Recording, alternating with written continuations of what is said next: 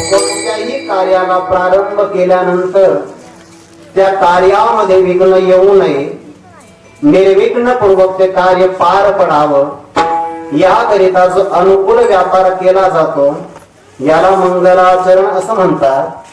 आणि मंगलाचरण जर केलं तरच कोणतंही कार्य निर्विघ्नपूर्वक पार पडत असतं.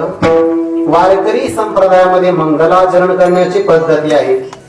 मंगलाचरण 3 प्रकारचं: वस्तू निर्देश रूप मंगल, आशीर्वाद रूप मंगल आणि सरते शेवटी आहे नमस्क्रिया रूप मंगल. विठ्ठल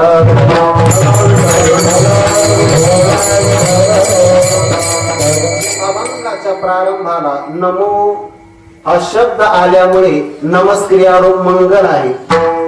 सगळ्या संत महापुरुषांचा नावाचा उल्लेख आहे, त्यामुळे वस्तू निर्देश रूप मंगलही आहे. संती निरविरा देवोनी हाती किंवा जगदोद्धारा लागी उद्धार करावा ही आशीर्वादाची अपेक्षा आहे.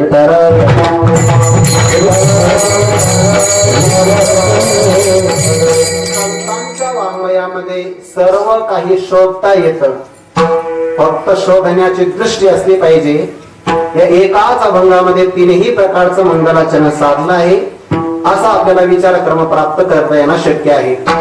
कर्म अंगाने विचार केला तर नमस्कार करणं नम्रता हा अलंकार आहे.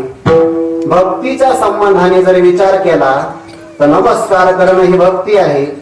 आणि ज्ञानाच्या अंगाने विचार केला तर नमस्कार करणं मंगलाचरण आहे.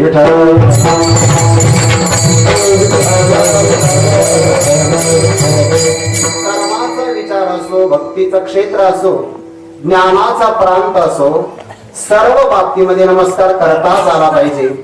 भगवान परमात्मा गीतेमध्ये 2दा सांगतात, मन मना भव मत भक्तो मत याची माम नमस्करू.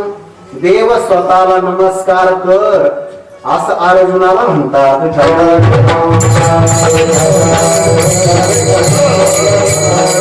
कर्माचा प्रांत स्वीकार करा, ज्ञानाच्या क्षेत्रामध्ये जा किंवा भक्तीच्या असणाऱ्या क्षेत्राचा विचार करा. नमस्कार करणं किंवा नम्रता फारच महत्वाची आहे. ज्याला नमस्कार करता येतो तो व्यवहारामध्ये टिकत असतो. ज्याला नमस्कार करता येतो त्याला देव ताब्यात आणता येतो. आणि ज्याला नमस्कार करता येतो त्याला ज्ञान संपादन करता येतं. तिन्हीचे उदाहरण सांगतो. विठ्ठल